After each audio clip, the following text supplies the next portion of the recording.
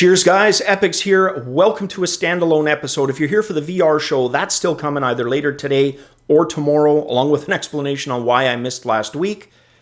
We'll get into that in that episode. This is going to be a replacement episode. Some of you may have noticed I had one up last week dealing with the topic of the Rift 2, Rift S, and Brendan Iribe leaving Facebook.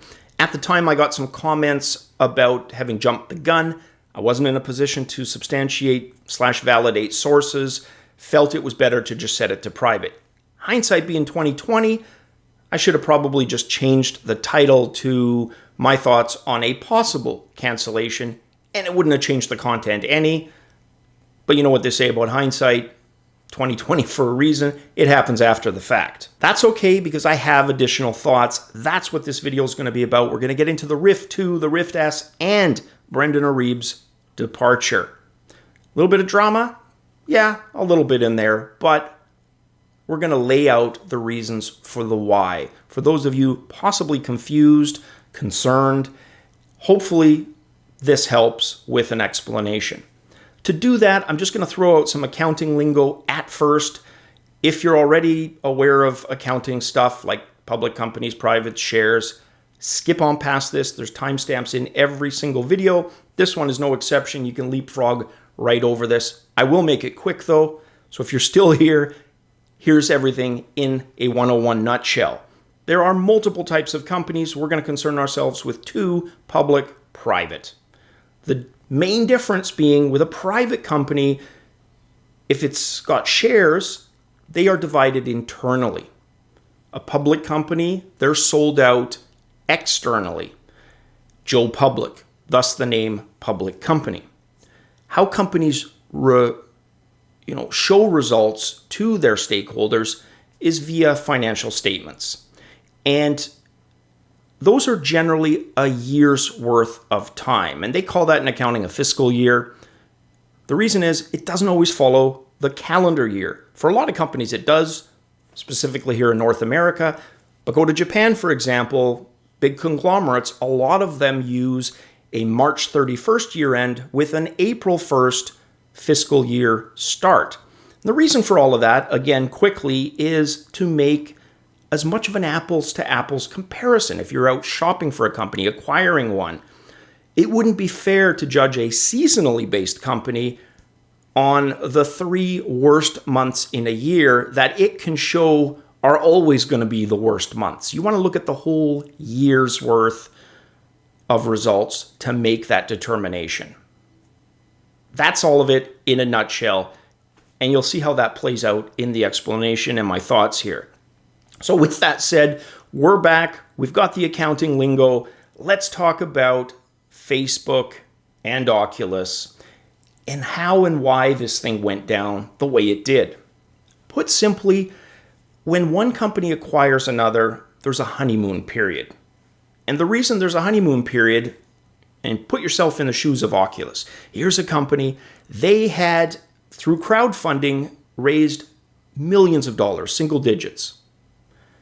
Here's this company coming along and saying, we believe in your vision so much, we're prepared to not just throw millions on the table, or hundreds of millions, but billions of dollars on the table to help you realize that vision, to share in that vision.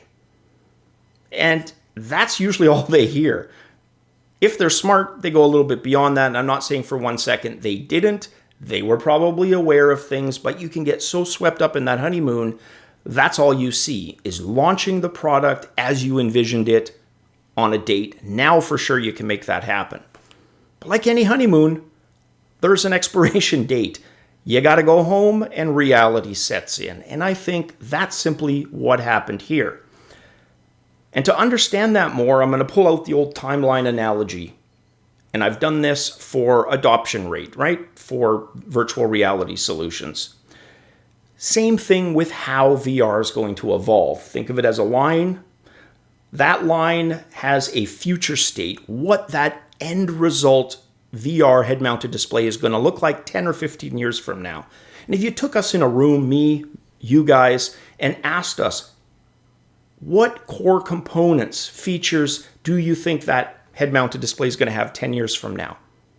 we'd probably come up with some core similarities. We'd say higher resolution, better field of view, etc. We'd come up with a list. All these companies, they have their own version of that roadmap.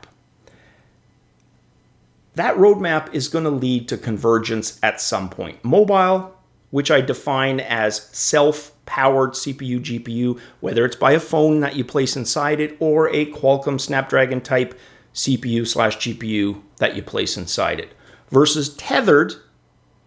And I've had people say, but mine's wireless. I'm not tethered. Tethered in the sense you're relying on an external CPU, GPU that does not reside within the head-mounted display, a desktop, a console, etc. Brendan and his group had a vision on how to get there.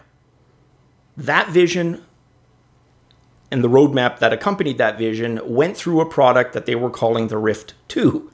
Once upon a time, Facebook probably bought into that. What happened was sales weren't great. And as much as you and I love to look at that and we say hundreds of thousands of units, that's pretty good, right? They're still doing okay.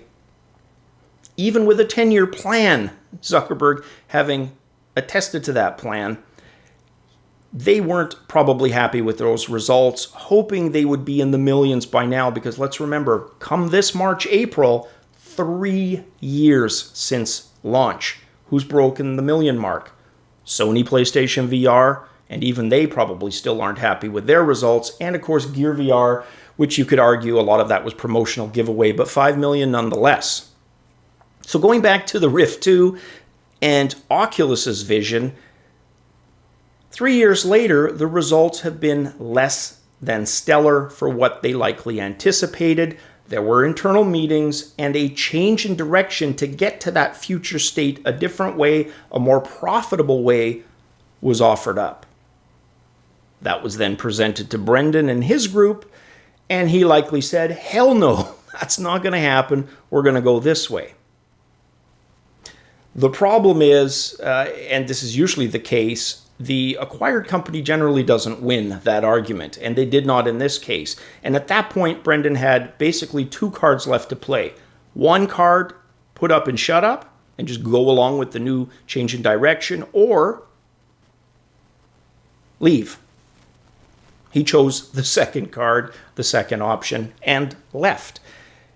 And you can debate that all day long. His reasons, were they right, were they wrong? They were his and his alone, and he made that decision. They probably recognized they were going to get stronger sales with a Quest-type unit and grow VR that way. Because mobile, and I kind of hinted at this earlier, is generally a couple of years behind because of the smaller requirements, processing power, heat dissipation, etc. But eventually it gets to that point.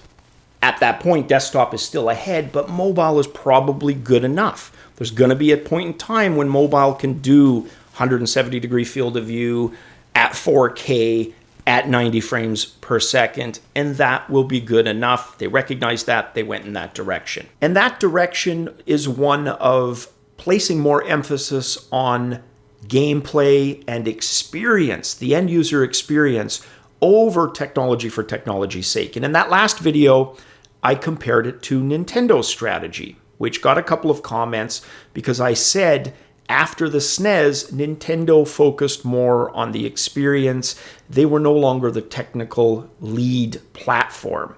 And somebody commented, well, what about the N64? And my counter to that would be, on paper, it looks okay.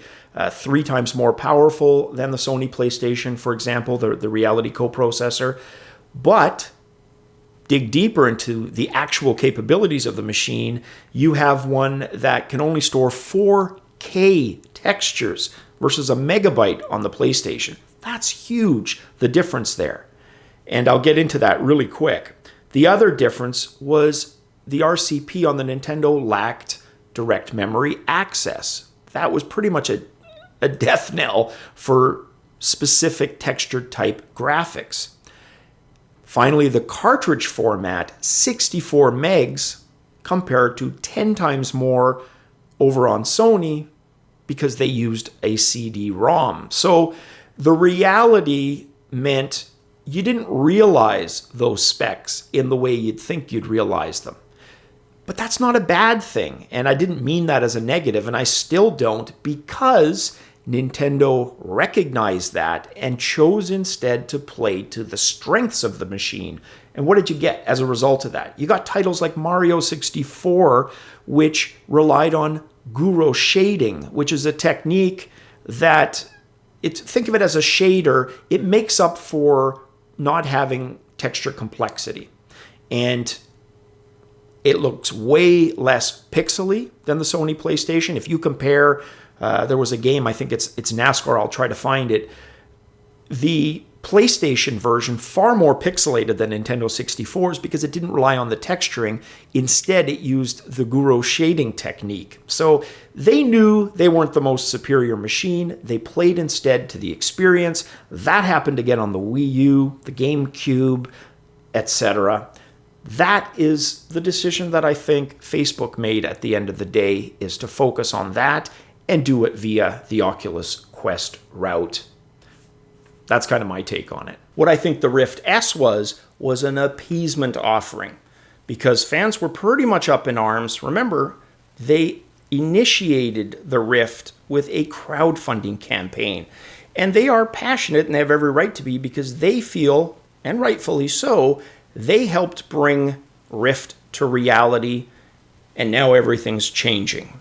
But again, that's part of an acquisition. Those are part of the negatives, and those negatives were put into play for full display of all. The Rift S was probably offered, like I said, as an appeasement. If you look at what it's supposedly offering, it seems to be just a resolution bump up, a la the HTC Vive Pro, and nothing more, because I'm still of the mind that they are all in on the Quest route to that future state VR device.